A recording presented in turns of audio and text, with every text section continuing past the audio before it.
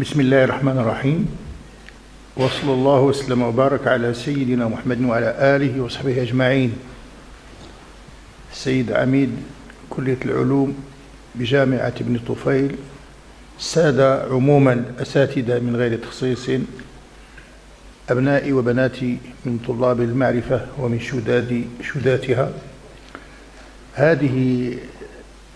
هذا حيز زمني معين أريد أن أستغله في إعطاء إشارات أريد أن أوصلها، لأن موضوعا كهذا هو في الحقيقة موضوع واسع ومترامي الأطراف، بل هما موضوعان.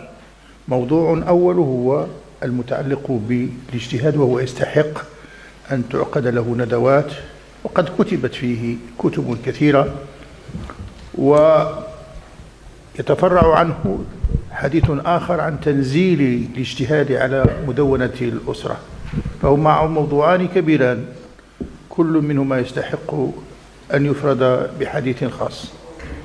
لكني في هذه العجالة أريد في الحقيقة أن أثير إثارات. التقرير الحقائقي طويل ولا يتسع له الزمان، وفيه كتب كثيرة، وإنما أريد أن أثير إشكالات تنفع وتفيد. أولا، أنا أتحدث الآن وقد جئت متعبا في الحقيقة، لم يكن بإمكاني، جئت متثاقلا في الحقيقة، ولكن تحت إلحاح الإخوة وطلبهم استجبت. فأقول إن هذا الموضوع الذي نتحدث فيه الآن موضوع الاجتهاد أساسا، هل هو موضوع نختاره أم هو موضوع يفرضه الآخرون؟ والفرق بين الوقعين كبير. هل نحن باعتبارنا منتمين إلى المعرفة الإسلامية وإلى المجتمع نرى ضرورة الحديث دائما على هذا الاجتهاد، أم هو موضوع معاد مكرور يرسل إلينا اللحظة بعد اللحظة؟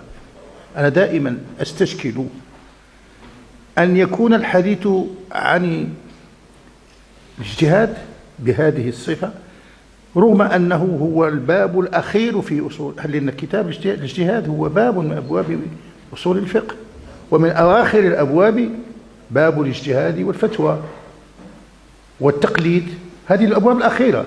أين الأبواب السابقة التي تعطينا تصور حقيقيا عن التشريع؟ أين هو باب الحكم الشرعي؟ أين هو باب الحاكم في الشريعة؟ ما هو السجال الذي أثير قديما حول الاستناد إلى العقل أو النقل في هذه القضية؟ هذه قضايا كبيرة جدا لا يعرفها كثير من أبنائنا.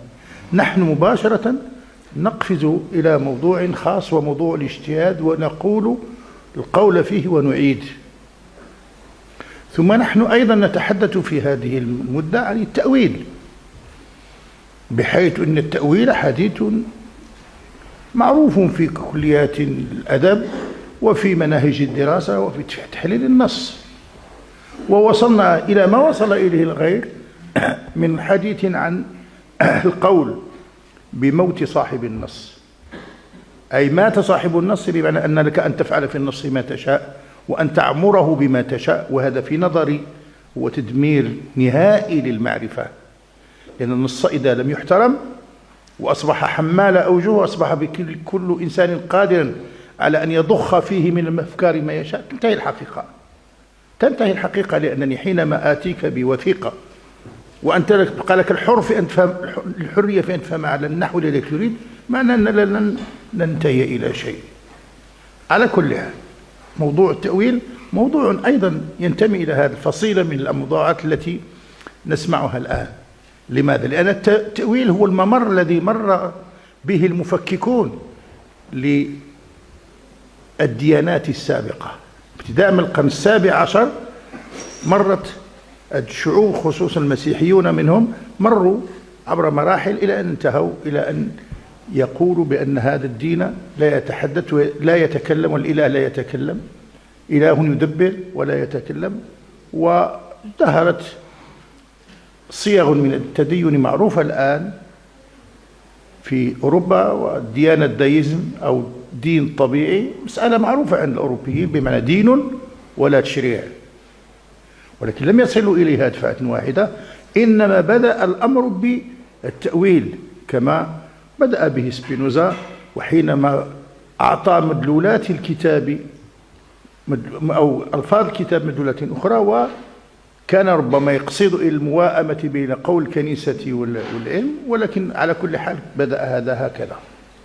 نحن إذا نتحدث عن التأويل كذلك بنفس المنطق، والتأويل عندنا معروف، باب معروف في أصول الفقه وفي العقيدة، فهو محرر. ولكن نحن نتحدث لنقول للناس كما يقول بعض الناس: كل له قراءته، هذه قراءتي والأخر قراءته والأخر قراءته. اللغة مؤسسة مجتمعية، اللغة ليست بهذا الشكل، اللغة مؤسسة مجتمعية لابد، أو كما سماها علماؤنا فيها التواضع، متواضع، المجتمع يتواضع. لكن إذا كان من حقك أن تفرض في اللغة ما تشاء وأن تقول فيها بما تشاء لم تعد مؤسسة اجتماعية وليس فيها معنى التواضع. على كل، إن هذه موضوعات معينة ربما نتحدث فيها الآن ونحن لا نعرف الخلفيات الحقيقية لإثارة هذه الموضوعات. نحن الآن نتحدث عن المدونة، نتحدث عن الاجتهاد، ولكن لما لا نتحدث عن الالتزام بالأحكام التي ليست موضوع اجتهاد؟ ما كل الإسلام موضوع اجتهاد، ما كل الإسلام صالح لأن يكون موضوع. إذا كانت الأشياء قطعية الدلالة قطعية الثبوت فهذا أمر منتهي، وإلا فيومئذ يجب أن نقول بسم الله الرحمن الرحيم أو الحمد لله رب العالمين، يجب أن نجتهد فيها، بمعنى هذا التفكيك البطيء لكل الشريعة الإسلامية. لهذا أقول نحن يجب أن نتحدث في هذا الموضوع بذكاء. نحن ندعى الآن كناس لأن نجتهد، احنا مدعوين بأن نجتهد، وإذا لم نغير ولم نستجب فنحن لسنا أهلا لأن نتكلم. نحن ماضويون، نحن أصوليون، نحن متخلفون، هكذا هي. أي النقاش هو هكذا، إما وإما، إما أن تكون وإما أن تقصف، وهذا ليس نقاشا. ثم لماذا نطالب نحن دائما بالاجتهاد الذي لا ينتهي، رغم أن الذين قالوا كلاما منذ 20 سنة لم يتراجعوا عن كلمة واحدة؟ لماذا لا يجتهدون؟ هذا شيء سمعناه منذ هذه المطالب، سمعناها وقرأناها في الوثيقة المعروفة. ما الذي تغير منها؟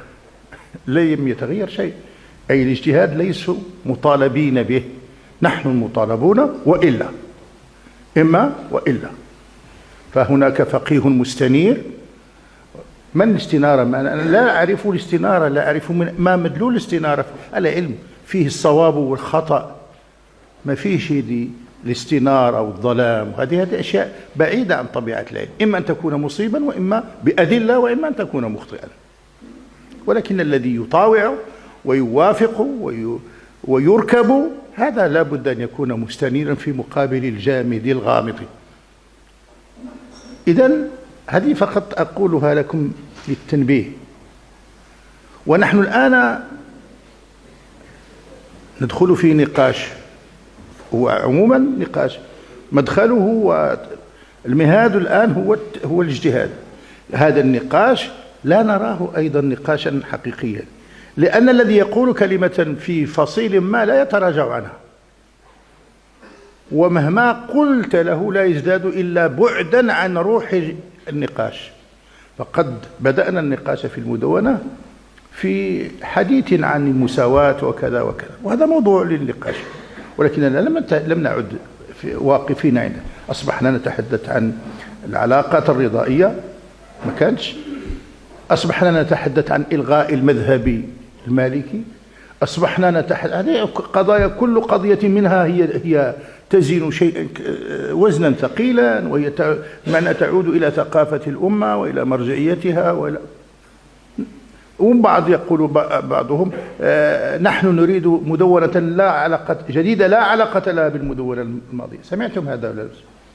إذن أين النقاش؟ ألم نستطع نحن بكل كلامنا بكل حججنا بكل أدلتنا أن نقنعكم في نقطة واحدة؟ هل عجزنا نحن عن إقناعكم بأنكم يوما ما يجب أن تتراجعوا قليلا إلى الوراء لسلامة المجتمع، حفظ المجتمع؟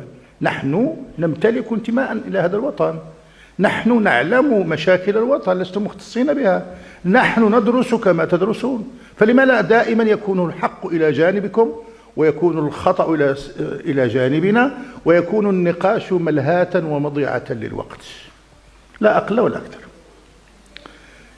أنا أضع هذه الأشياء بين أيديكم لأقول للذي أنا لا أخاطب الذين يدافعون عن هذه الأشياء، لا أخاطبهم، لأنه ثبت لنا في تاريخ الإسلامي أن الذي يدعو إلى شيء لا يرجع عنه، ولذلك كان مناقشة أصحاب الأفكار أو العقائد كانت مناقشتهم مضيعة الوقت، أو لا أن نتحدث عن الذين يقفون الآن في موقف الوسط، ولا لأن بعض الأشخاص قد ربطوا جهودهم بقضايا معينة لا يمكنهم أن يتنازلوا عنها، إذا تنازلوا عنها انتهوا،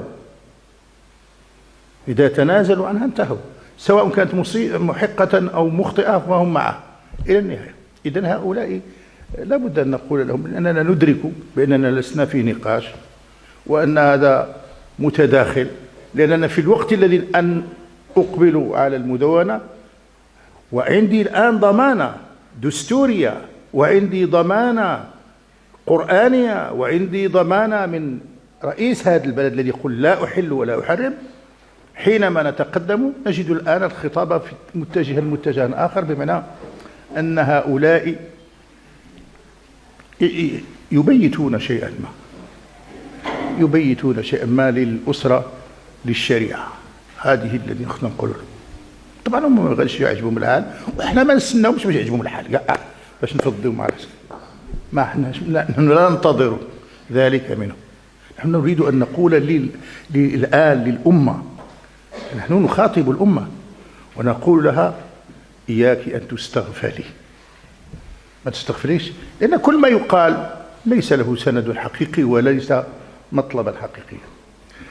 أقول لكم إن هذا الاجتهاد في كلام كثير أريد أن أختصر فقط.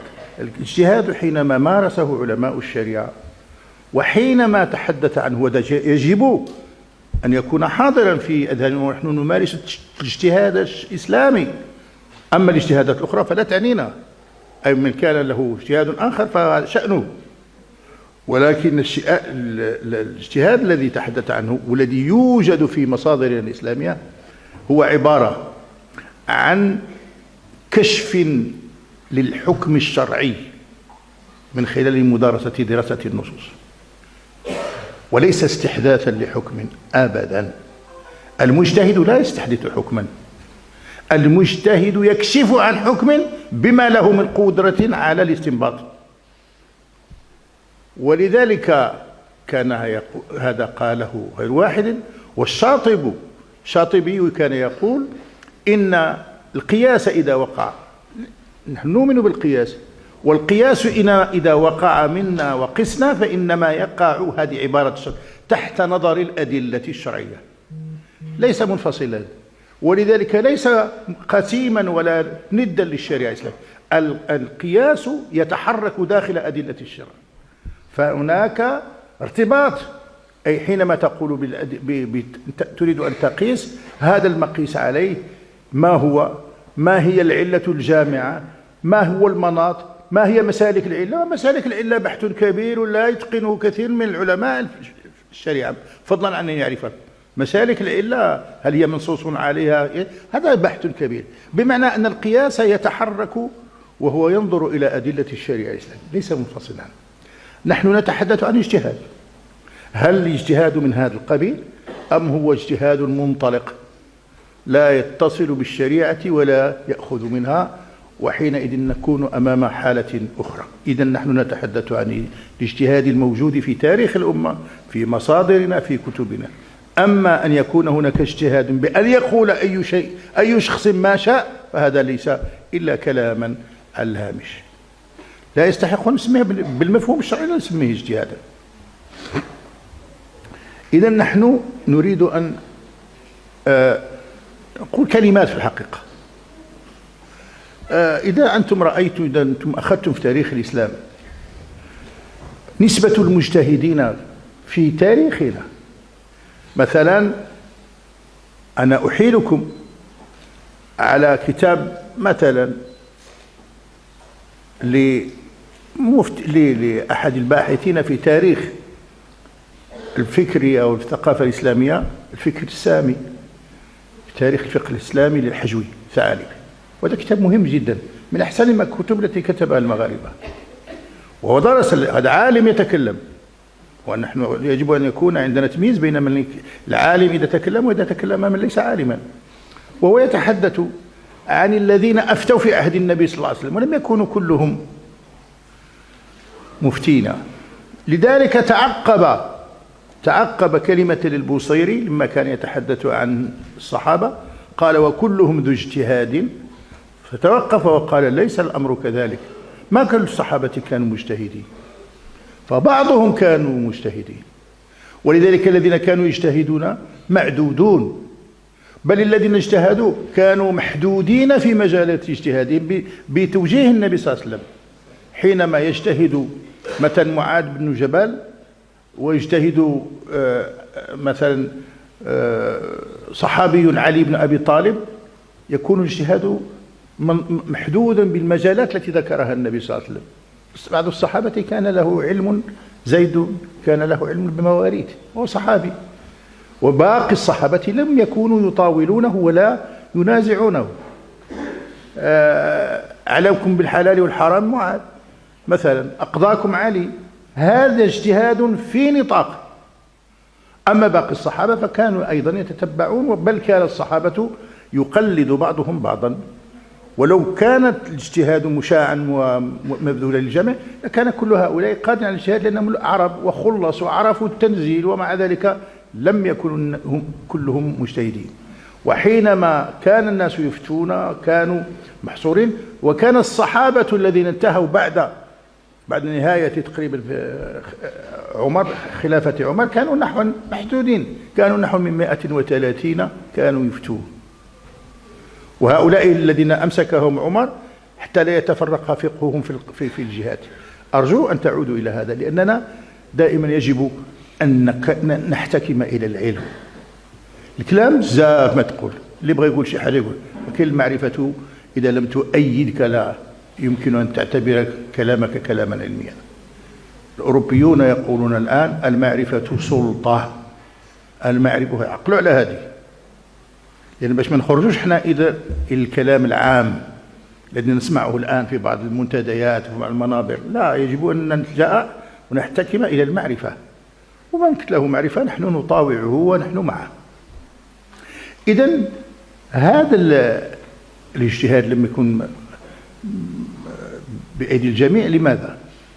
لأن هنالك عوائق وهناك موانع تحول الإنسان أن يكون دون الإنسان والاجتهاد. القرآن الكريم، ونحن نسمع الآن الناس يقول لك الآن احنا نفهموا القرآن حسن من اللي فهموه الصحابة. سمعتوا هذا الشيء؟ هذا احنا نفهموه احسن من اللي فهموه الصحابة وفهموا التابعون. هذا القرآن الكريم له خصوصيات، له لغة القرآن لا يعرفها هؤلاء أصلا. اللغة القرآنية مش هي لغة المعجم فقط، لا، العربية لما تقمصها القرآن أعطاها مدلولات جديدة، وهذا شأن معروف. إذا كنت الآن تتحدث في أي علم وتريد أن تسيطر على العلم بناء على أنك تعرف اللغة والمعجم فأنت تخطئ. كل علم التبس باللغة أعطى الكلمات شيئا من خصوصياته. مثلا كلمة العلة، ما هي العلة في العربية؟ يقال أصلها مرض. العلة لها مفاهيم كثيرة باعتبار العلوم. العلة في النحو هذا الذي نراه في الفعل الأجوف مثلا. العلة في أصول في علم الكلام شيء كبير جدا، هل الفعل الإلهي يعلل أو لا يعلل؟ فمع كل علم تجد مدلولا جديدا للكلمة. ولذلك كان العلماء المسلمون يحافظون على هذه الدقة، وكانوا يقولون إن الكلمة هي كلمة عامة في اللغة، ولكن حينما تستعمل في علم ما تصبح عرفا قوليا. ردوا البال ديالكم، عرفا قولي. فلا أنت لا يمكنك أن تتحدث عن شيء صار عرفا قوليا وصار اصطلاحا من منطلق أنك تعرف اللغة أبدا، وإلا فأنت تلعب بالهضرة وصافي. لكن ضحكون مع الناس يقولوا ما هو الفاعل؟ متى الفاعل في اللغة هو الذي فعل الفعل، ولكننا حينما نتحدث عن الفاعل في النحو ما تقولش هكذا. لو قلت ضحكوا عليك الناس، لأنك حينما تقول مرض زيد كيف تعرفها؟ فاعل. أو تقول له مات زيد وهو فعل الموت، ومع ذلك يبقى فاعلا، لأن الفعل هنا الفاعلية منوطة بالإسناد. هذا اسم أسند إليه فقط. لما لم يحضر زيد، زيد فاعل أي فعل، فعل المقع، أنت تنفي الفعل وتبدل الفاعل. هذا اصطلاح. إذا لم تعرف اصطلاح تبقى تهدر خارج الموضوع، تتصور أنك تقول شيئا وأنت لا تقول شيئا. إذا هذه الكلمة، وأنا أنبه هذه القضية مهمة جدا الآن في مجال تفسير النصوص الآن والتلاعب بها. لما تكون كلمة صارت عرفا وانتهى الأمر، تعامل معنا بعرف ولا ما غاديش نتفاهموا معك. قد تكلم اللغة ديالك خاصة. مثلا أحد يتكلم عن الإسلام، قل لكم الآن كاين بزاف اللي يتكلموا عن الإسلام. ما هو الإسلام؟ هو كل هذا الشيء اللي موجود كذا كله إسلام، لأن إبراهيم قال إسلام. لكن إسلام اللغة هو السي محمد. الإسلام شرحه وأوضحه من جاء به وهو محمد صلى الله عليه وسلم. حينما جاءه جبريل يسأله عن الإسلام وسأله عن الإيمان وسأله عن الإحسان، فإذا كان النبي شرح هذا بأي حجة وبأي دليل يمكنك أن تقتحم هذا المجال وتزيح منه النبي صلى الله عليه وسلم لتعطي أنت مفهوما جديدا، إلا إذا كنت تقصد قصدا آخر. إذا كنت تنظر إلى الإسلام في القرآن فاعلم أن القرآن استعمل الإسلام بمعنى الاستسلام والانقياد. فلما أسلم وتله للجبين وناديناه، هذا إسلام بمعنى وكان هناك الإسلام الذي هو هذا الدين الذي جاء به محمد صلى الله عليه وسلم وفسره النبي صلى الله عليه وسلم في حديث جبريل. إذا كنا نتكلم بالأشياء المنضبطة، ما كده كنا نعبث بالألفاظ، لأن العامة لا تستطيع أن تميز، هذا هذا أخرى. فهذه الكلمات القرآنية كيف تعاملت معها الأمة؟ وإحنا غادي نبداو الآن من البداية. الآن نقول لكم كنتوا تقراوا التفسير، ما كنتوش تقراوا التفسير، ما تعرفولوش، ما عندكمش المداخل ديالو. التفسير والألفاظ اعتنى بها العلماء القدماء، ووضعوا كتبا خاصة في دلالة الألفاظ القرآنية، ماشي الألفاظ العربية. ولذلك لو أنتم أخذتم مثلا كتاب تصاريف لابن سلام، لو أخذتم كتاب عمدة الحفاظ في تفسير أشرف الألفاظ، لو أخذتم كتاب بصائر ذوي التمييز في الكتاب العزيز، لو أخذتم مفردات الراغب، سترون أمرا عجبا. فهم يتعقبون الكلمة في خلال القرآن كله، ويقولون معاني الكلمة قرآنيا هي كذا وكذا وكذا. قد يقول لك قائل إن النفس في القرآن لها 10 ديال المعاني، تستطيع أن تجدها أنت في اللغة؟ لا تستطيع. هذا تقصي، هذا بحث ونبش في القرآن كله. فكيف تزيل الكلمة والمعجم القرآنية المخدوم المشتغل عليه لتضعنا أمام معجم عام ربما له طبيعة أخرى لا أريد أن أتحدث بذلك. اللغة جميلة جدا في العموميات، اللغة لا تفيد فيما هو خاص. ردوا بالكم، ما هو اصطلاحي؟ هذا معنى الاصطلاح، أنك تتعامل مع كلمة أصلا هي لغة ولكن شحنت بمواد تنتمي إلى القطاع الذي تتناوله. هذا هو المنهج. إذا بغيت تكلمنا عن المنهج وشحن عن المنهج، هذا هو المنهج، وهذا الذي كان عليه العلماء. لا تجد كتابا في كتبنا إلا ويتحدث في أي كلمة كذا، في اللغة هي كذا، وفي الاصطلاح كذا. هذا حقيقة منه. الزكاة ما هي؟ الزكاة في اللغة النمو، يأتي لك بشاهد من الشارع. وفي الاصطلاح إخراج مال مخصوص من مال مخصوص بلغ نصابا كاملا. وانت شوف مع راسك. لذلك عندنا نحن الأمة الإسلامية، انتم طلبة العلم تهتموا بهذا. كتب التعاريف مهمة جدا، كتب التعريفات للجرجاني مهم جدا. كتاب مثلا من الكتب التوقيف على مهمات التعاريف، كتاب هذا ومن أكبرها. لو أخذتم أي كتاب من هذه الكتب التي كانت تعنى بحقائق الألفاظ ومدلولاتها ستجدون أن عندنا ثروة كبيرة. فإذا كنت تتكلم في العلم فلا بد أن تعود إلى هذه الكتب، وهي أصفار كبيرة جدا. وأنا أظن أن كل طالب علم يجب أن تكون له هذه الكتب باش ما يبقى يخرج من هذا. ما من علم إلا وله كتب للتعريف للاصطلاح، وبالتالي فالاصطلاح شيء كبير. هناك علماء معروفون كانوا يكتبون ابن عرفة. تعرفوا شنو ابن عرفة؟ شنو هو؟ في المنطق، في العقيدة، في الفقه. قرأ الجامع ابن عرفة في المنطق، في التفسير. ومع ذلك له كتاب جميل جدا، وهو كتاب التعاريف، وكتاب خاص وشرحه الرصاع. وهذا كتاب ضخم ورصين جدا، وكثير من العلماء لا يستطيعون أن يقرأه. وانت تجي كلمة الحقيقة الشرعية التي أجمعت عليه الأمة، ترمي كلمة هكذا وتبقى تلعبث بها تقول الإسلام هو هذا إسلامي. من الإسلام عاشت عليه الأمة ديالنا 14 قرن. يقول لكم كلهم ما كنتوش فاهمين الإسلام. أنا نجي لكم فاهمكم الإسلام. إذا كنا هاملين قاعد 14 قرن، ما كناش عارفين. أهم شيء الناس عاشوا عليه واشتغلوا عليه وماتوا عليه، ما كانوش يعرفوه. ولكن هناك من يقف الآن، فهذا هو المشروع.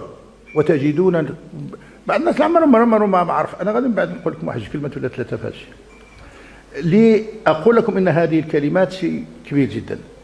أقول لكم أيضا هذا النص الشرعي، نأخذ القرآن، شيء كبير جدا. بعض المرات لما أنا أتابع بعض الجهود اللي قاموا بها العلماء ماشي العلماء في حقيقة تشعر بالقشعريرة. أنا أعطيكم مثال واحد لكتاب واحد بحث النص القرآني وحده. هذا عالم كبير، أرجو أنكم خصكم تسجلوا سميتو ورجعوا له في المواقع اللي غتشوف. محمد عبد الخالق عضيمة بلا قرن. هذا أعجوبة من أعاجيب. أنا ماش نتكلموا احنا، نحن نعطيكم أشياء. أنا تتبعته لما كان خلال تحقيقه لكتاب المبرد، كتاب في النحو في 4 مجلدات، وحقق معه مسائل الفارقي، كتاب المقتضب للمبرد. هذا الرجل كان رجلا عالما أزهريا، وكان أصم ومعتكفا على العلم. لما حقق كتاب المبرد، ما أظن أن كثير من الناس يعرفون كتاب المبرد الآن، ولا الذي يهضروا في العربية يعرف الكتاب، ولكن شوفوا. وكان في مناقشته في الأزهر جاء بالأطروحة وناقشه فيها علماء كبار في اللغة، وقال له بعض الأشخاص: يا شيخ أنت أغفلت كذا وكذا من أبواب كذا. هو بدوي، قالوا انتظر، جيب نادى في قاعة المناقشة: فلان نعم، جيب الحقيبة. جاء شي واحد معه عنده حقيبة كبيرة فليزة، جيب لي ذيك الأوراق. قالوا هذه أوراق كلها، ولكن أتريد أن ندخل كل هذا في معنى كتاب المقتضب ما ذكره فيه هو جزء منه، وله في ذلك كثير. هذا الرجل اهتم رحمه الله له فضل على الأمة الإسلامية بالقرآن الكريم، وقضى أكثر من 27 سنة في دراسة القرآن الكريم، فأخرج لنا كتابا أنا نقول حرام ما يكونش موجود عند في المكتبات ديال حرام، لأن ما يمكنش تفوت القرآن من غير كتاب دراسات لأسلوب القرآن الكريم. 4 ديال المجلدات كبار، 4 في النحو، 4 في الصرف، 3 في الأدوات، 11 مجلد. هذا هو الكتاب دراسات لأسلوب القرآن اللي من شاء أن يطلع عليه، وهذا كتاب كبير جدا. لماذا؟ لأن هؤلاء علماء يعرفون أن الكلام لا يمكن أن يزجى وأن يطلق على عواهنه. فالأدوات مثلا، الأدوات التي نستعملها وهي التي تعرف في النحو الأداة، وهي حروف ليست حروف المباني وإنما حروف المعاني، تربط بين الكلمة والكلمة جزء من الكلمة. العلماء أخلصوا لهذا. كتب ابن أم قاسم المرادي كتاب، هذا مغربي الأصل، كتب كتاب الجنداني في حروف المعاني، كتب كذلك غيره قبله صاحب رصف المباني في أحرف المعاني، كتب الرماني، كتب غير واحد، كتب اسميته صاحب مغني اللبيب. هذا كتاب كان مقررا، كتاب مقرر في الأسلوب والأدوات، كان مقرر في المدرسة في الجامعة المغربية. الآن ما بقى حتى اللي يعرف يقرأ. كتاب المغني لابن هشام كان مدروسا، والطلبة كانوا يتندرون وكانوا يقولون كتاب المغني يتعب ويضني، وبعضهم يقول كتاب المغني يفني. هذه كانت يمرون إلى العربية من خلال مداخلها العلمية. فالحرف في العربية يتوقف عليه المعنى. إذا لم يكن لك علم بالمعنى الحرف، منين دخلت اللغة العربية؟ أنا غنذكر لكم مثال. ولقد همت به وهم بها لولا أن رأى برهان ربه. قرأوا هذه الآية. أنا أحيل الآن على تفسير ديال أبي حيان الأندلسي، يقول هو فعلا وقف وقفة جيدة لغوية، لأن بعض الناس يقول همت به وهم بها، وهم يوسف كان يريد أن كذا كذا لكنه رأى كذا فامتنع، كأنه شخص عادي وصافي، كان يريد أن يزني ثم توقف، بحال أي زاني كان يريد أن يزني فأدركته الشرطة فامتنع، ما عنده فضيلة، غير خاف وصافي. فهو ينظر إلى اللغة، إلى اللغة. ولقد همت به وهم بها لولا، سر الكلمة الآية هي لولا أن، لأن لولا فيها أداة امتناع لوجود.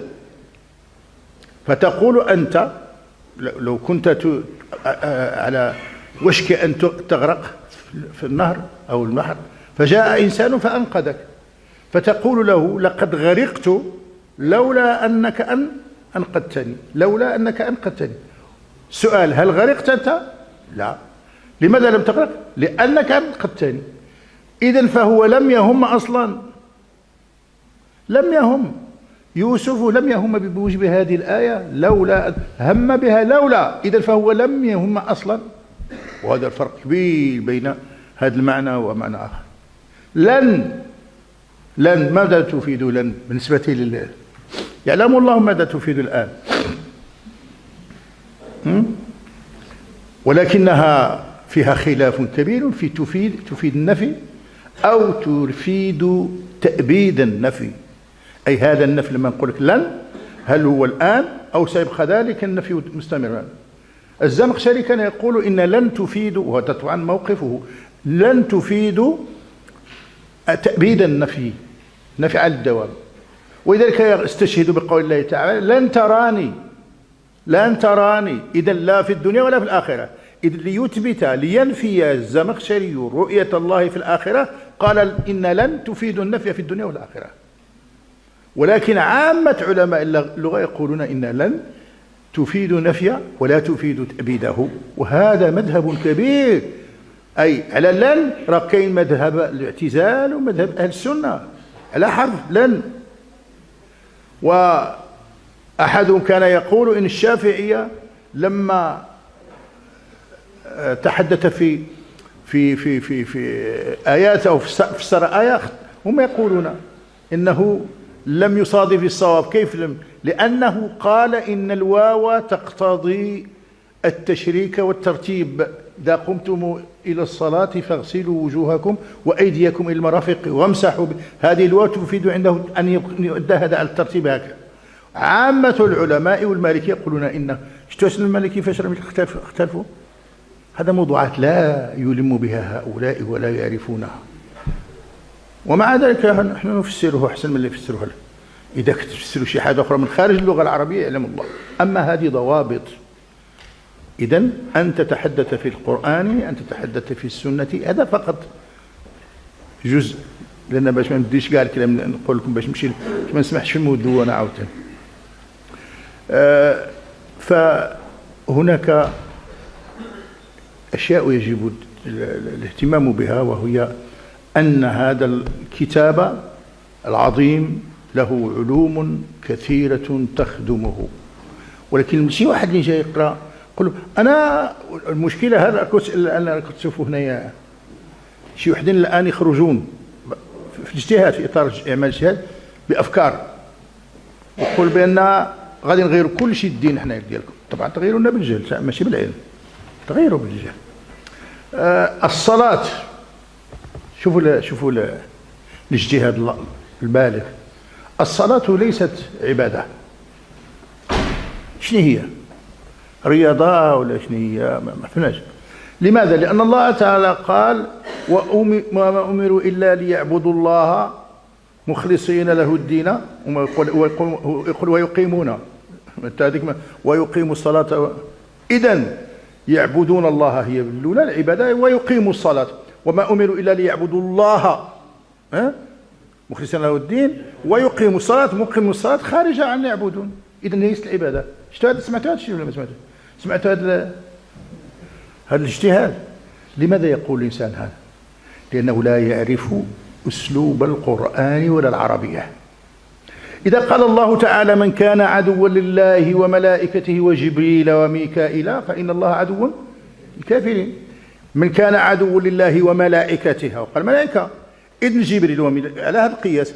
جبريل وميكائيل ماشي من هذه الملائكة، لأن الله ما ذكرهمش ملائكة، ذكر ملائكة، لأن الإنسان لا يعلم أن هذا أسلوب كبير، هو أسلوب التخصيص بعد التعميم للاهتمام به. العربية لما تريد أن تشعر بأهمية الشيء لا بد أنها تفرده بالقول أو بالحركة، ولذلك بعض المرات تنصب كلمة في الكلام. نحن معاشر الأنبياء، ماشي نحن معاشر الأنبياء، لأن إذا قلت معاشر معنى أنك مبتدأ وخبر. نحن أقصد معاشر الأنبياء، ولذلك يقولون بأنه منصوب على التخصيص، أي خصصناه بهذه الحركة ليتميز. ولكن هذا أسلوب من يعرف البلاغة، وإذا كنت أنت ما قاعد تفتش قدام البلاغة ما عرفتهاش منين، وثم هذا قرآن. ماشي هنا نقول تعرفون من تواجه تعرف أنك تواجه سيبويه والزمخشري والكسائي والفراء، شيء كبير. فلذلك هذه العلوم وعلوم العربية ضرورية. نختم لكم في هذه بواحد يقال إن أبا يوسف صاحب أبي حنيفة لقي الكسائي، والكسائي لغوي نحوي كوفي، فكأنه قال له يا كسائي لو تفقهت، لو كنت قرأت الفقه كان أنبل بك. كسائي قال له إني أسألك عن مسألة، أنا نسولك، أنت تدعوني إلى أن تفقه، أنا نسولك على الشيء. إذا قال شخص لآخر له علي 100 دينار إلا 10 إلا واحدا، بكم أقر له؟ شحال يسال له؟ له علي 100 دينار استثناء إلا 10، شحال بقاو؟ 90 إلا واحدا. هل هذا الواحد نسقطه من 10 فيكون 100 قل 9، أو نسقطه مع 10 11، أي 100 ناقص 11؟ فأخطأ فيها الكسائي، فأخطأ فيها أبو يوسف. أخطأ أبو يوسف، قالوا أخطأت يا أبا يوسف. قالوا لما؟ قالوا لأن الله تعالى يقول إنا أرسلنا إلى قوم مجرمين لنرسل عليهم حجارة من طين إلا آل لوط إنا لمنجوهم أجمعين إلا امرأته، إلا آل لوط إنا لمنجوهم أجمعين إلا امرأته. هل المرأة مستثناة من آل لوط أو من قوم أو من الآل؟ قالوا هي مستثناة من الآل. قال إذن أنت أخطأت، لأن الاستثناء يكون من الأخير. هذه شيء بعيدة جدا، المسألة التي يخطئ فيها الكسائي ويعرفها هؤلاء. هذا يقول له باز. إذا كنت تعرف هذا الشيء اللي اخطأ فيه الكسائي فأقول لكم إن اللغة العربية علم، بل هي علوم متعددة، واقتراب من، ولا أتحدث عن البلاغة، ولا هذا شيء كبير جدا. نقول إن هذا البناء بناء كبير جدا، وأولى وأول ما يجب أن نتعامل به هو أن نتعلم هذه اللغة. ماشي عيب أن نقول بأننا لا نعرف اللغة كما هي معروضة، ثم بعد ذلك إذا كان لنا أن نجتهد، الاجتهاد لا يكون عن فراغ. إذن هذه أنتم، أنا غير نقول لكم باللي الآن، لأن كاين واحد موجة كبيرة جدا في المواقع ديال الناس اللي يجتهدوا. صلاة الجمعة الميس موجودة كذا، وهؤلاء يجمعهم شيء، خيط ناظم، أنهم ليسوا من أهل العلم بالعربية ولا بالشريعة. يكفي كل هؤلاء ما عندهم علم لا بالشريعة ولا بالعربية، وإنما تزودوا من جهل الناس ومن أن الناس لا يستطيعون أن يستدركوا عليهم، انتهى الأمر. بعد هذا أقول نحن الآن أي هذه فضلك هذه حول الاجتهاد وضرورات تزود له واستعداد له. الآن نحن أيضا نواجه الاجتهاد، والاجتهاد يواجهنا في المدونة. أرادوا أن يغيروا، اجتهدوا أيها الناس. ما معنى اجتهدوا؟ لا تجتهدوا اجتهادا مطلقا، لا اجتهدوا لتقولوا ما نقول نحن. ماشي يقول لك اجتهد باش تقول اللي بغيت، لا، اجتهد لتؤيدني. هل هذا بالله عليكم اجتهاد؟ حينما يضع لك الإنسان سقفا وحاجة المعين يقول قل بها وإلا فأنت لست مجتهد، إذا ليس اجتهاد أصلا. هذا ليس اجتهاد. يكون الآن موكول إلى الإنسان، موكول إلى المجتهد، موكول إلى علمه، إلى معرفته، إلى اقتناعه، ثم يقول ما يشاء. لا. وإذا اجتهدت أيها الفقيه ولم تقل ما أقول أنا، أنت متخلف. هي الجزاء ما نذكر عندك. إذا ما قلتش اللي غادي لك متخلف في أي شيء اجتهد.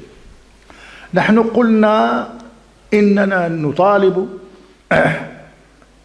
في هذه المدونة الجديدة أن تكون مدونة مساواة مطلقة بين المرأة والرجل.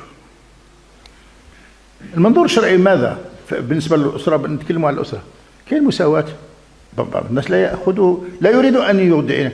لما نعطي مثلا الرجل مثلا حظ في الإرث، ماشي دائما، هو ماشي 13 فاصلة شي حاجة هي اللي يتجاوز فيها الرجل حظ الرجل حظ المرأة، ولكن لما نعطيها في المدونة، لأن المدونة 400 مادة، نعطيها صدق لها، نعطيها أنها لا تؤدي نسخة هذه وثيقة الصداق يؤديها الزوج، وأنها تأخذ الأصل، هذا بالنص.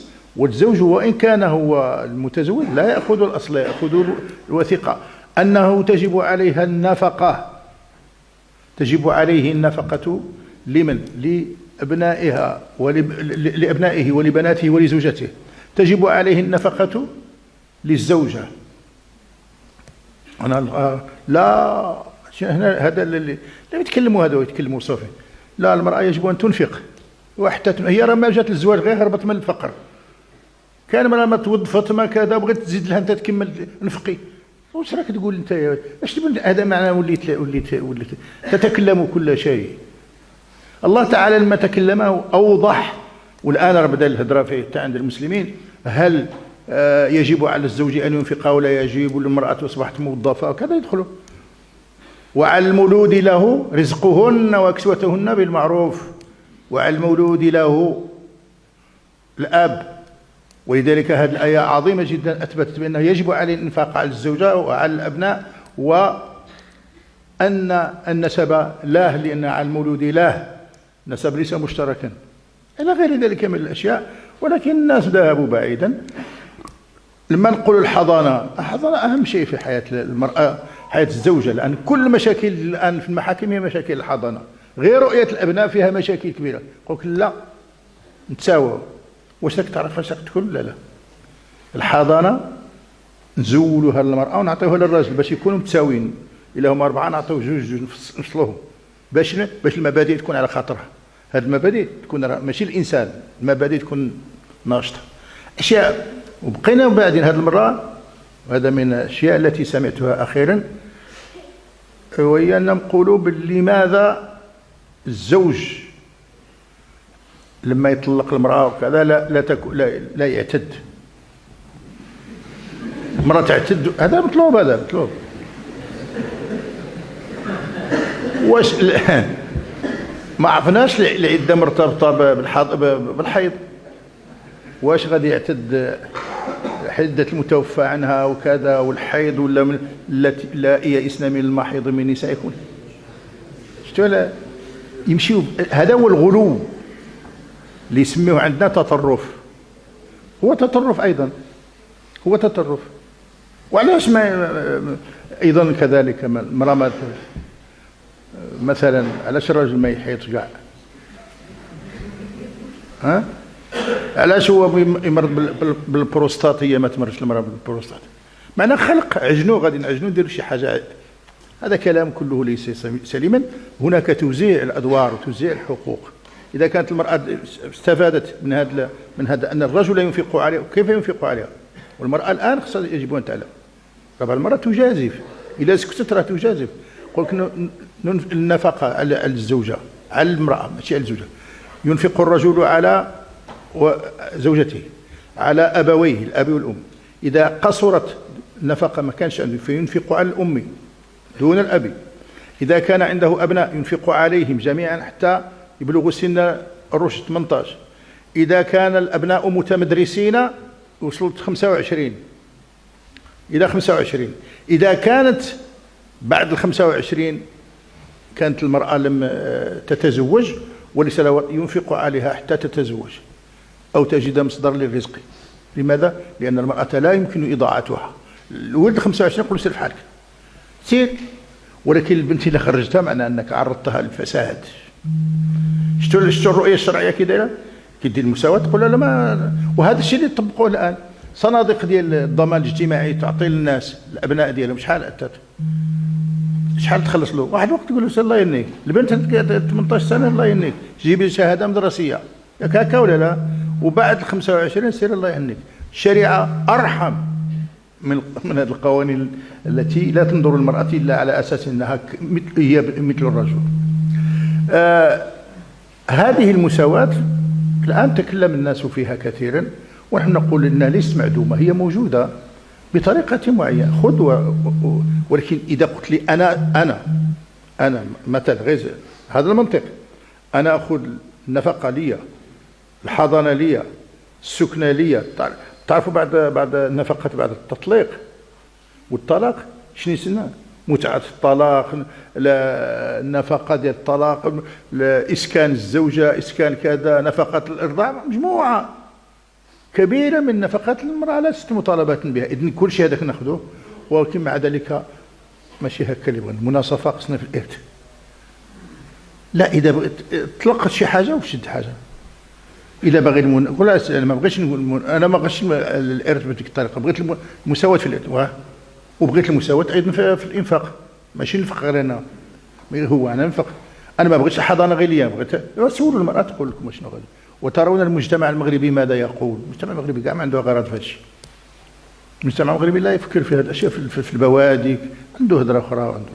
على كل هذا الاجتهاد الذي قدم على اساس انه سوف ياتي بشيء جديد الى نبداو في الاول قضيه سن الزواج.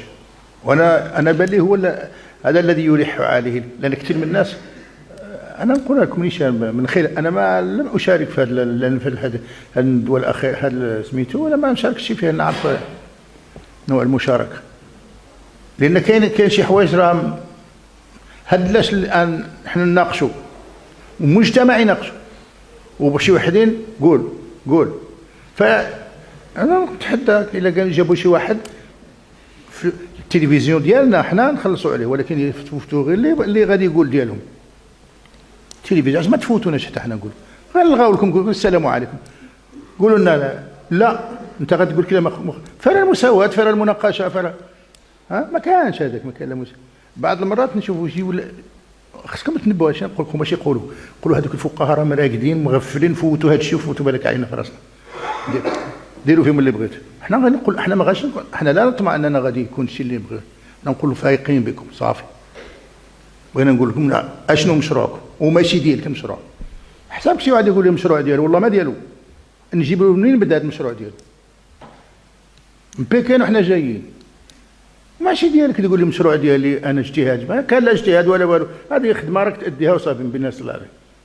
وانت ما انت تريد تطاف المجتمع، المجتمع يقول لك لا انا ارفض هذا، تقول لا خصك تقبل هذا الشيء. اذا ما كان لا نقاش ولا والو، كاين استدراج، هذا استدراج باش نوصلوا واحد النتيجه نقولوا صافي. الان يقول شوف المساله، يقول لك الان السن القانوني، والان كان هذا هو اللي بقاو تقريبا الذي يتكرر او اللي غادي يشدوا فيه شويه، نحافظوا على سن 18، ما نزوجوش الفتاه او القاصره او الطفله، كل مره يسميوها طفله، هي 17 عام ونص طفله، ومن الناس كي تكمل 18 تولي امراه. بارك الله، 17 ونص ما يفوتوا لا طفله، تزيد ل 6 شهور صافي ولات امراه، بالبطونه ولات امراه. تخربقوا على الناس. انا نعطيك الان، وانا نقولها الان كل واحد، انا نتكلم هذا الكلام، انا عارف بلي عدد الناس ما يبغوش، ما عجبهمش الكلام، وتعجبكم ولا ما يعجبكمش، حنا نقولوا الصح، لان واحد الوقت غتجبر بالكلام ديالنا هو الصحيح. هذه فتاه عندها 16 سنه و17 و18 متماثله، ماشي شي حاجه، لا طفله مزيان. في مدونات اذا كان الانسان بلغ 16 وكان محجور، يمشي يرفع امر للقاضي، يقول انا بغيت ترفعوا علي الحجر، اعطيونا المال ديال الوالد ديالي، يستجاب له. دي 16 المال ديالك وصلت 16، زيد اسيدي دير ما شحال، دي 2 ملاير ديال باك ولا 3، معليش اللي واعر هو الزواج عندك، 2 ملاير ديها لعب بها كي بغيت، والزواج لا ما تقدلوش تاعها، مازال خاصك عامين. الجهات اللي قالت لنا هادشي، يعني فرق الاجتهادي وديروا. انا لما نشوف الان القانون والمجتمع، المفروض ان القانون يلبي حاجه المجتمع. نقول لكم شي حاجه، كاين شخص عنده، دخلوا مع المغاربه لداخل، ما تجيبوش الكلام من برا، دخلوا انا نقول لكم عائلات، راه عندكم حتى انتم في عائله، كاين العائله اللي فيها 3 ديال النساء ما تزوجوش بنات، ولا لا؟ تعرفوهم ولا ما تعرفوهمش؟ 3 4 ما مزوجينش. يجي وحده عندها 16 جاب لها الله زوج، لا خلي حتى جات 18 وجيبوا لها انت ذاك الوقت توصل 18. حنا عندي مشكله في البيت ديالي، عندي مشكله ديال هذا سميتو، جاب الله واحد ونعرف دينه، انت ما تعرفوش تهضر عليه بملابس، انا نعرفه، انت تتحدث عنه غيب، ما كانش انت تقترح على رقم، انا عرفته، وعندي نساء عوانس والنساء الآن ولا قال أحد منهم، وأنا ذكرت هذا مرة بعض المرات في بعض المناسبات، نساء مسكينات كثرت اللي ما تزوجوش وكذا، بداو ياخذوا في بعض المناسبات ياخذوا الألبسة التحتية، اللباس ديالهم اللباس، ويوضعوه في الطريق في واحد المزار، واحد الضريح، الناس كانوا يمشيو تما ويجيو من الليل، اللي يجي يقول لك نطلبوا الله يوطادنا في هذيك باش الا وطافوا دوك اللي زاروا ذاك السيد راه تزوجوا، ما بقى لك سوا ما تزوجوا ما لاش لشغف المرأة، لأن العنوسة أيها الإخوة والأخوات عندكم تبقوا يشمتوكم في هذا، العنوسة شيء فظيع، ماشي الآن لما تبقى المرأة بحدها في البيت، ماشي الأجرة عندها الأجرة وعندها المنظر، لكن ما عندهاش اللي يتم بها، مرضت عندها اللي يمشي معها للمستشفى، ما كاينش مجتمع. أخيرا إذا كانت عندها حظ يدوها لدار العجزة، روحوا شوفوا دور العجزة شنو فيها. إذا بعض المرات ماذا يقع في المجتمع؟ ما ادري كان الناس يعرفون هذا ولا، إذا جاء شخص يقول له 18، وهذا وقعت مرات ما عندهاش 18 ما تزوج، ما يكتبولهاش العدول مزيان، ايوا سيدي واش نديروا حنايا جمعنا والاهل ديالنا وكذا، ديروا حلقه، ديروا العرس، داروا العرس وداروا، خليوا هذاك الشيء هكذاك حتى توصل 18 نوثقوه. ما عرفناش الشرطه غتدخل العرس تشوف لهم واش موثقين ولا ما موثقينش. الشرطه الان كي تشوف راجل معمر ما تهضرش معاه، مزوج منتق، معناه تبقى في الانتظار، واذا ذاك الزوج ما ظهرلوش يسلها ويقبض ويخلي المراه هكذاك. وكاين بعض الاسر في البوادي يطلبوا من الزوج الا ما عرفوش مزيان يقولوا اعطينا ضمانه. شنو هي؟ شاك. المراه تتزوج بشاك ديالها، راه ماشي حنا نفترضوا، هذا راه واقع. ما كاين المراه عندها حق باش تزوج، علاش ما تزوجهاش؟ شكون اللي ضروا راسو؟ شكون ضروا راسو؟ هذه 16 سنه ولا 17 سنه لا خصها 18. ما الفرق ما بين 17 و 8 شنو هو؟ اعطيني. لا انا ما نقول لكم احنا ما نفرضوش الشهاده، انا نقول لكم غير من ناحيه انتم تراكوا عقلاء تكلموا على العقل والعقلانيه، قولوا جاوبونا. ولذلك لما نكونوا في النقاش هذا السؤال طرحناه، ما عمري شي واحد ما جاوبني فيه، وجاوبوني باش نقولوا دخلنا في نقاش، ولا تقول انا اللي قلته صافي انت قول اللي بغيت. فهمتوا؟ إذن هذه أشياء من هذا القبيل ديال سن الزواج. حنا نقولوا الوضع الذي كان موجودا في المدونة السابقة، أنا شارك في المدونة، كان عادلا. كان القاضي يستدعي الأسرة، يستدعي الطبيب كذا كذا. كاين البنت اللي ما يمكنش تزوجها صغيرة ما عندهاش، احنا هذا نسأل عنه فيما هو دون ذلك. احنا الشخص يقول لي الله يخليك واحد الفتاة، هذا دائما راها بلغت مثلا علامات البلوغ فيها وهي صغيره، ولكن مسكينه ما عارفه والو ما تفهم والو، بحال الدين ديالهم نقول لها مازال خليها عام ولا عامين نصوم.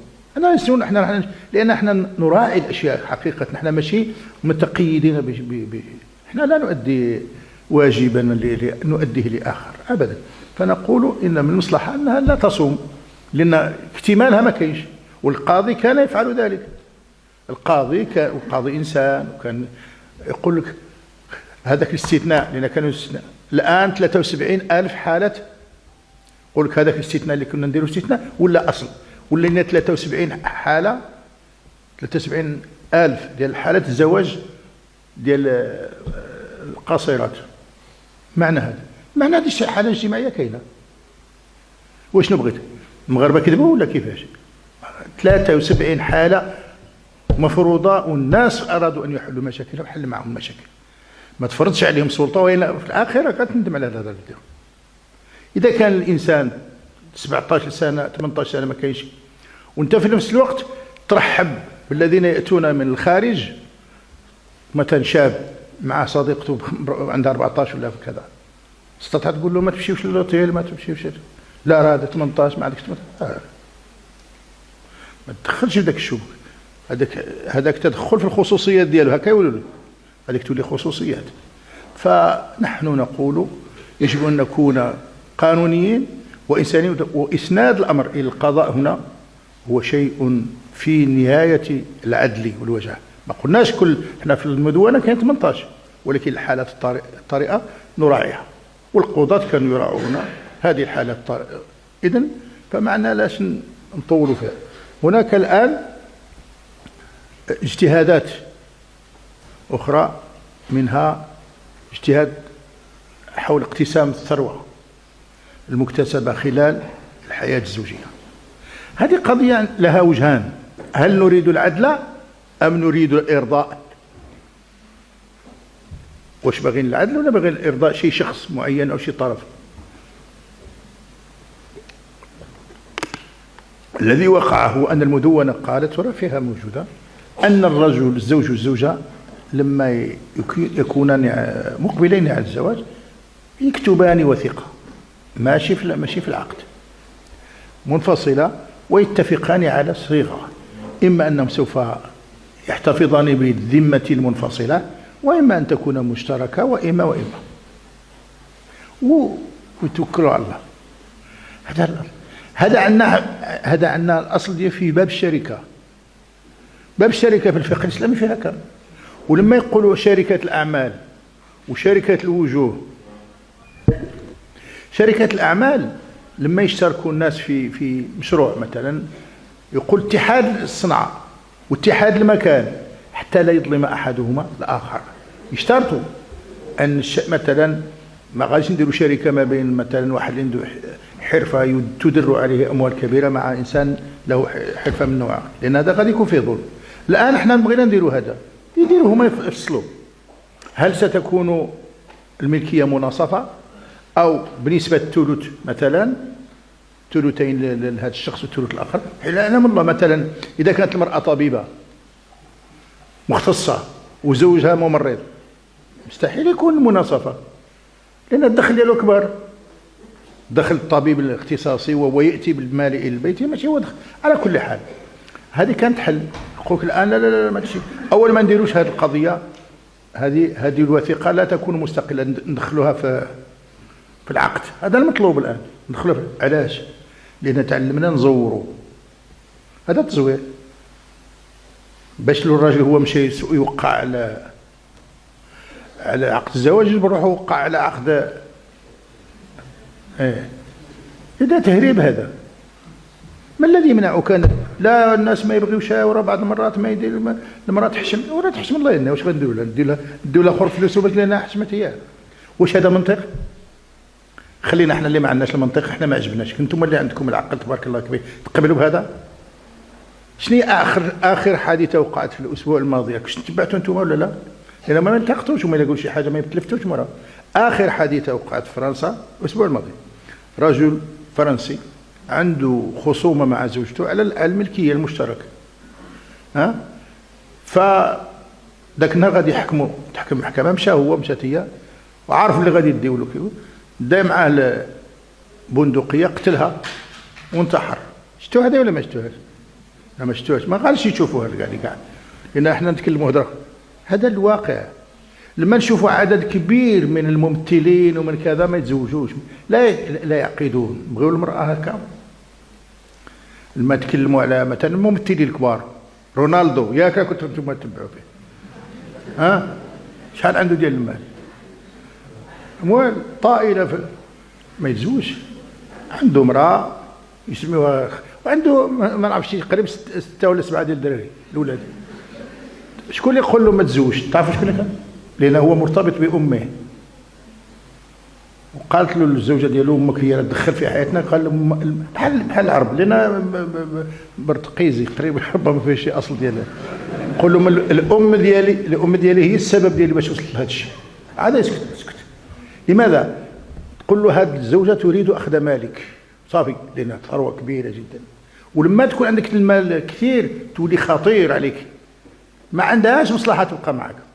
لأن انت بالنسبة للشرع إذا بقيت انت حتى تموت تدي الزوجة منك إما الثمن ولا الربع. ولا انت هي نظرت ودارت لك كذا مشكلة ودارت لك تطليق وتطلق اليوم الآن الشقاق دات كل شيء. علاش أنا نقعد نستنى حتى ندي الثمن ولا الربع؟ نمشي تدي له دوك حقه، وغدا تزوج ثاني واحد اخر، تدي له ثاني واحد اخر ونديروا هذا اصل. هذا شيء اولا فيه اكل اموال الناس بالباطل. ولكن المشكله هو يجيبوا لنا بعض المرات، راكم سمعتوا هذا، انا ما حضرتش فيه ولكن غادي نقولها لكم. وهو قل لك هذا كان عندنا واحد العرف قديم سميتو ياش الكد والسعاية. الكد والسعاية أولا بعد السعاية ماشي عربية. تعرفوا شنو هي السعاية؟ تعرفوا شنو هي؟ لا ماشي الطلبة الشكيمة تخبر على الناس اللي كاين السعاية. فهمتنا؟ هذاك السعي هذيك السعاية لأنهم كانوا يديروها بالدارجة ويقولوا السعاية ما كاينش حنا بالسعاية بالعربية ما تخبر كانت له السعاية كان معناه يخبر على الناس. هذا هو ولكن الناس خداوها لأن ووقعت في بعض المناطق وأخذها الناس من غير أن يتأملوا. الذين كتبوا في الكد والسعاية علماء، وأنا نقول لكم قراوا حتى بعض الإخوان ديالنا الله يجزيكم بخير قراوا ما كتبه السي حسن العبادي رحمه الله في نوازل سوس. كتاب نوازل سوس هذا صديق توفي رحمه الله بعد كان في مدونة هو وكان عنده هذا الكتاب وكتاب مهم جدا ويذكر بأن الكد والسعاية لم يكن متفقا عليها كل الناس في سوس، ولذلك ذكر العلماء الذين رفضوها قال لأنها تجري على غير طريق الشريعة في قسمة الأموال. هذه واحدة. ثم الكد والسعاية ماشي هي اللي فهموا الآن. الكد والسعاية هو الاستفادة المرأة من ناتج العمل، معنى الغلة فقط. ولكن إذا كانت هي اشتغلت مع الزوج ديالها في البيت تأخذ في الغلة قمح وكذا، ولكن ما تأخذش في الأرض. لا تأخذ في الأرض، لا تأخذ. هما دوروا يجمعوا كل شيء وتصوروا ما كانش هذا راه عندكم غير في الوهم ديالكم ما كاينش.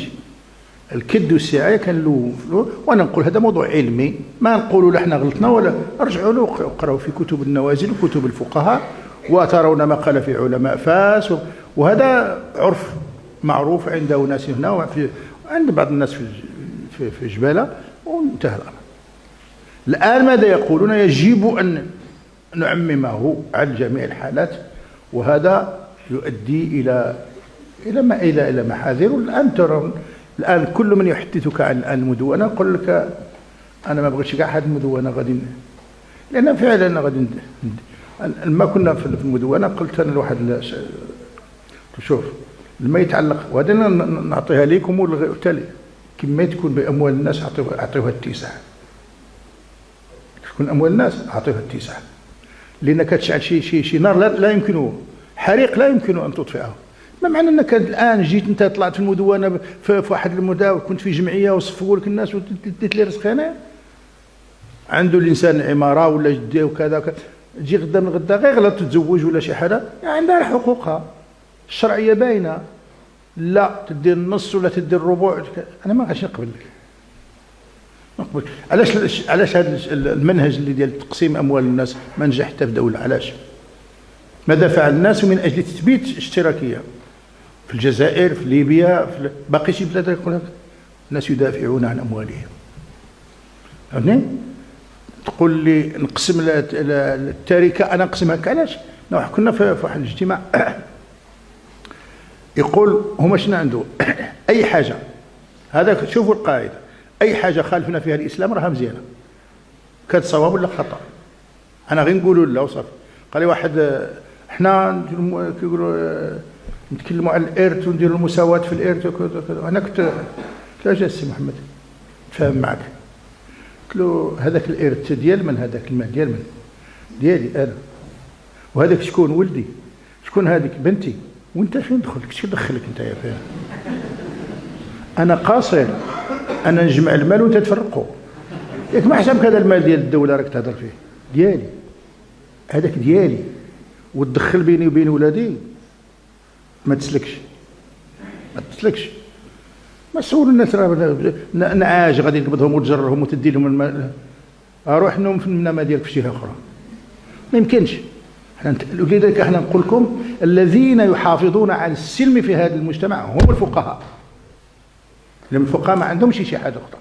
نحن نريد السلم لهذا البلد، نريد ان تبقى الشريعه محتفظه. من احنا كاع في وسط الناس كلنا نقول من لا ما احنا ما عجبتناش الشريعه الاسلاميه، ما عجبتكش راك ليه، ولكن ما تديش البلاد كلها معك، ما تديش البلاد كلها معك لانك لا تعرف الى اين تاخذها. الان ها نتكلم على المساواة وعلى كذا. شنو قالوا لنا الآن؟ تعرفوا واش قالوا؟ علاش هذه الماده 400؟ وهذا واحد وانا هضر معايا واحد سياسي، قلت ما قلت له نقول لك اكثر من داك الشيء اللي سمعته منه. هذا المذهب المالكي 400 الماده 400 ديال المذهب المالكي نزولوها هذاك لما تقلع الشريعه قلعوا على الاقل المذهب ونخليو ثلاثه ديال المذاهب، راه من بعد نقلعوا هما خصنا نقولوا نقلعوا كاع الشريعه. الا كان ولا بد نديروا نقلعوا لهم المذهب المالكي. ما تستطعش تزول المذهب المالكي. المخ ديال الناس فيه المذهب المالكي. تعرف لي انا نقول لكم ماشي احنا لا نتعصب، انا ندافع. او انت لا علم لك بالمذهب المالكي ولا بغير المذهب المالكي. انا قريت المذهب المالكي وقريته وعرفته وفي جوانبه المتعدده. انت غيرك تهدر. كنت مقصر في شي ليله ما عرفتهاش كنت تهدر الهضره وحسابك. المذهب المالكي جاء ليحل اشكالا وانا نقول لكم حتى انتم، لان حتى بعضنا هنا بعد ما تلقاوش يجيبوا لنا من مذهب منا مذهب. انا نقول لكم رحنا نلعبوا بالبلاد، نشعلوا الحرائق. لما جاء الاسلام المغرب كان هناك طوائف، سميتو الخوارج فيهم جوج ديال الطوائف. الشيعة كان عندنا طائفة واحدة البجلية كانت موجودة في الجنوب. المعتزلة كانوا مجموعة ديال كيقولوا في عبد الحميد الأوربي كان معتزليا. تعرفوا ولذلك خذوا الكتب التي تحدثت عن صراع المذاهب في المغرب. خذوا ما كتبه عبد الله قنون في كتاب النبوغ المغربي في البداية، ويقول لك بأن المذاهب هذه فرقت المغاربة وأضاعت علينا نحو 300 سنة من القتال. سمعتوا؟ ففوق تحسم الأمر في المغرب باختيار المذهب المالكي. لما جي اختيار كلها وقبض الطريق. الذين كانوا عندنا مشاو اللي مشى للتاهرت مثلا بعض الخوارج وكذا راهم موجودين الان في غردايه وكذا. بعض مشاو لليبيا. الان ليبيا فيها يسموا كاين بعض المدن يسموها الكويفه الصغيره، اي كالكوفه فيها خلاف. الكوفه راه كان موجود، راه باقي الان موجود في سميتو. لما تشوفوا الكلام ديال الشيعه ديال مقتدى الصدر وكذا وكذا تعرفوا داك الشيء راه خطير جدا. حنا كان الجو ديالنا صافي. شكون اللي صفاهنا المذهب المالكي. لما ترسى المذهب المالكي هو مذهب سني. وعلاش دار باش مشى جاء ادريس الاول كيفاش يدير دوله؟ هذا السؤال. وهل هاد السياسه تستطيعوا ديروا دوله؟ والله ما ديروها. في واحد الجو جاوا الناس وقالوا هذا ادريس الاول عنده ميزه. شنو هي؟ ميزته انه يحمل شهاده الامام مالك بان بيعته هي البيعه الشرعيه. البيعه الشرعيه لان كان خلاف في الشرق بين العباسيين والعلويين، والعلويين هزموا، هذا خرج فارا والعلويون اخذوا. ولكن مالك كان يقول ان البيعه الشرعيه بيعه هذا. واذا بغيتوا تشوفوا هذا روحوا شوفوا عند الطبري تشوفوا في البيعه ديالو كيف تمت محمد النفس الزكيه. فقالوا اذا البيعه الشرعيه بتزكيه الامام مالك هي بيعه ادريس الاول. وشدوا فيه. إذ اللي اقام الدوله السير النظام هو المذهب المالكي الذي اقر ببيعه ادريس الاول ونشاته. بغيت نفضل من هذا الشيء قاعد نسمحوا فيه، نسمحوا هذا الشيء باش تكون على خاطرك. ما تقولش هذا الكلام هذا. الان انا نقلع المذهب المالكي، قلعوه من تما درك قلعوه. شنو غادي زعما الباب ما تبقى مغلوقه؟ ما تنجم انت لا تستطيع ان تمنع المذاهب الاخرى. غدا يديك المذهب الشيعي يجيب لك معاه بان المتعه يجوز الرجل يستمتع بالمشات. شكون اللي كان يشدك؟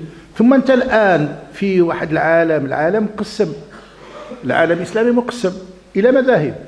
الان نعطيك خريطه المذاهب كيف كاينه. احنا شمال افريقيا مذهب مالكي. راك ما حسابكم انا اللي يجيبوا لنا شي يجبر فتوى هنا من فتوى يضرب بها. هذا غلط. لما نشوفوا هنا ومؤصله وما والمالكيه كانوا اولا نعرفوا بان المذهب المالكي هو المذهب المؤصل اكثر من غيره. 17 الاصل عنده، وعلماء كبار كتبوا في كل اصل ودافعوا عن الشريعه. كاين مذاهب اخرى عندها 5 ديال الاصول، ولذلك كان المذهب المالكي راسي ماشي فجي انت تجيب لنا هذه المجازفه وهذا كذا وما تتكلمش على حاجه تحترم فيها اختصاصك هذا الشيء ماشي ديال كاع. ما تكلم فيه لا في مذهب مالك، ولكن ما نعرضوش نفوسنا. الان المغاربه فين راهم؟ الان المغاربه العلماء ديال المغرب راهم الان اليوم راهم في افريقيا ولا لا؟ علاش افريقيا راه تشدت؟ علاش؟ راه افريقيا تما كاين الان مذاهب تستريع. احنا اللي نعيشوا كنا نعرفوا شكون اللي باغي هذه، شكون اللي باغي هذه، شكون. الان الشيعة موجودين في السنغال وموجودين في جهات اخرى. بغيتنا نخرجوا كاع نقول ما حنا مذهب مالك سيدي، غير رجعوا تزيدوا. شتو الراي ديال فلذلك ومبل هناك من يقول الان هذه من الاجتهادات انه يجب ان نلغي هذه نهائيا. سمعتوا هذه؟ نخرجوا من المذهب من الصبغه الدينيه ديال هذه المدونه، خصنا نريد. سمعنا اخر من اخر الغائها تماما، مابقاش. بمعنى اذا بغيت تزوج انت يا مدونه تقول لك من يحرم ومن يباح، مثلا اختك وبنتك وامك وكذا محرمات بالنص القران في المدونه ولا لا؟ نقلوهاش.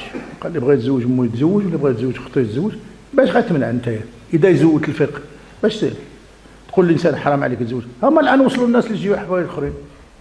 الرجل يتزوج اخته هذه عاديه الان، او كيقول له احنا لما كنا طلبه شفت انا شفت في الرباط هنا واحد بوركوا با، واحد الكتاب كان سميتو بوركوا با، اي لما لا اخته، هذا يقول اختك جميله لماذا لا تضاجعها؟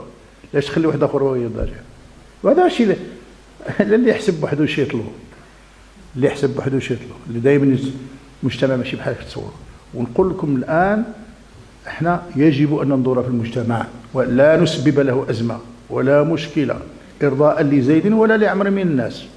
ماشي يقول لك انا بغيت ندير لكم واحد مدونه حداثيه، ما بغيناش. خلي الحداثه عندك، حنا شفناها كي دايره، ذقنا منها حداثتك، شفناها. خليونا الله يخليكم. الحداثه ما راكوش فاهمين الحداثه. الحداثه هي عباره عن حاله لا يستند فيها الانسان الا الى عقله، لا يلتزم. وهذه مصطلح اوروبي فيه معنى نفض اليد من الدين. قلنا هكا، قلنا احنا بغينا نديروا مدونه ليس لها علاقه بالدين، المغاربه يجاوبوك، ولكن كل الاشياء واضحه. اذا انا ذكرت لكم بعض الاشياء التي اجتهد فيها ولم يكن فيها اجتهاد صائبا. لا السن، خليوا عليكم الناس يتزوجوا ولا بغاو يتزوجوا، ديروا واحد الحد ديال اللي كان في المدونه 16، وخليوا القضاء والمعاينه ماشي بحال تكلم على واحد الانسان، لان كان الوقت اللي تاخذ واحد البنت، شوف هي خاصها مات لها باها، مات لها امها، وهي موجوده في شي دار العجزه وجاب لها الله اللي شوف. انا نقول لكم اشياء موجوده، انت تسبب لها المعاناه ديالها. هي فين كاينه؟ دار العجزه، دار الاطفال، وراه كاينين. انا نعرف هذه الدور، انا عضو في بعض المسجد.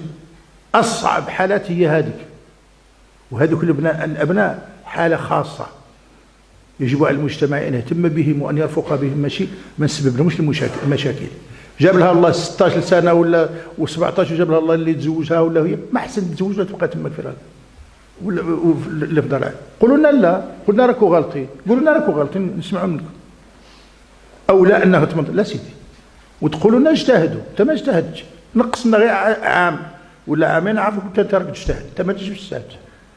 قلت 18، قالوا قلت 18 تقول 18، وما يمكنلكش تقول. انا نقول لكم اللي هذه المساله هذه المغرب الحمد لله يتجاوزها. لماذا؟ لان المغرب كاين الناس ما راهمش عارفه. وانا نقول للناس اللي راكم قاعدين في الصالونات عندكم تحسبوا راكم انتم المغرب حاجه اخرى. المغرب الاعماق، المغرب ما. ولذلك علاش لما تشوفوا الان بعض المرات اجتماع الناس وتعاضدهم في ديك ديال الحوز، كيف خرج الناس، هذوك ما كنتوش اثرتوهم انتوما، راه اثرتهم سميتو الروح المغربيه الاسلاميه. الناس اللي داو منا ولولادهم وكذا ومشاو الحوز وعطاو وبكاو وتألموا، هما هذوك المغاربه. وهذوك المغاربه خليهم عليكم ترانكيل، الله يجازيكم بخير. انتم كنتوا دابزوا على اشياء اخرى ماشي على المغاربه، خليوا المغاربه. لاننا حنا نتخوفوا، لان هاد ولادنا، هذه دورنا، هذه كي دير لي عائق تقول انت خصني نشجع زوجتك تطلقك. خصني لان نقولها علاش انت خصك انت شي قاعده انت غادي دير النص وغادي كذا وغادي كذا علاش. ولا بغيتي نعطيوك الان عطينا غير فرصه الان تجربه واحده ديال هذا الطلاق بالشقاق. شتي الطلاق بالشقاق راه ما غادي يبقى حد في دارو، غادي ما عندناش طلاق بالشقاق. هذا الشقاق بهذا المعنى ما كاينش. الشقاق فيه الاصلاح، والله تعالى ما تكلم على الشقاق فبعثوا حكما من اهله وحكما من اهلها ان يريد اصلاحا. وشنو هي الشقاق؟ واحد المراه تقول له انا ما بغاش يديني نحوس، ما بغيتش، كنت باغي نمشي لكندا ما دانيش. شقاقات راهن، ولذلك المحاكم ولات الان تنتج، وكل طلاق فيه ضحايا، والضحايا هم الابناء. نحن نقول المغاربه ولله الحمد شعب مسلم وشعب رصين، ماشي لا يمكن استفزازه بهذه الطريقه، وغادي يبقى على الاسلام ان شاء الله، لانه يجد خيره ومصلحته في الإسلام، وما في سوى الإسلام إنما هي وهود وبرق خلاب لا يمكن الاستناد إليه. وننقل كل حاجة من هذه الأشياء. شوفوا التبعات ديالها وشوفوا الآثار ديالها في ما طبق الآن. الخروج عن الشريعة الإسلامية في هذه والشريعة راه عادلة، تعطي المرأة وتعطي الرجل. لما اعطت المراه في البيت ديالها وفي الطلاق ديالها وفي كذا، اعطت لها اشياء كثيره يجب ان نحافظ على ذلك، وان نتوجه الى المستقبل. المستقبل ديالنا ماشي هو كل مره 20 سنه تغيرت اشياء في المدونه. سمعت انا سولت واش هي تغيرت في اسبوع، انا ما عرفتش شنو هي 20 سنه اللي درنا له هذيك 2004 24 هنا الان مديرين 24 في الضيف هادشي تغيرت. قولوا لي واش تغيرت، نقول لكم انا شنو تغيرت. تغيرت ان المراه ارتقت، عدد حافظة القرآن كثار من 2000 اللي كنا نتكلموا عليها، عدد العالمات، عدد الأستاذات، عدد تغلطوش، كاين ارتقاء. ولكن نحو ما يكون احنا كل يوم مع الخدمه نبقى غير نهنيو هذه نوضع عاوتاني. انا راه ندير مدونه كيف ما كانت مباشره غادي تنوض فئه تطالب بكذا وبانصاف تمكين المراه وكذا، غادي تنوض، لان هذا غتولي شغل الهاكباني تغلب عن كل مكرمه قصيده قالها عمرو بن كلثوم. كاين قوانين ديال الدول الرصينه تحرك، ولكن عند الحاجه. ما زال الامريكيون ما زالوا يحتكمون الى دستور وضعوه سنه 1779. الدستور الامريكي فيه تعديلات، ولكن ما زال دستور، ماشي كل عام يعاودوا الدستور. ولكن هنا دائما نقولوا كي تكون شي خلل ما نعرفولوش بدلوا القانون، بدلوا الدستور، بدلوا القانون، بدلوا الدستور. هي بحال احنا نديروا في الرياضه، نربحوا نصفقوا، نخسروا نبدلوا المدرب، هو اللي كان يلعب مدرب، هو اللي درنا هذا. البارح كنا نقولوا هذاك المدرب راه غادي يطلعوا للسماء السبعه وهو وكذا، الان خسرنا قلعوا عليه كذا، ما هذا غير نوع من خفه وصرف. وصلى الله على سيدنا محمد وعلى اله وصحبه اجمعين.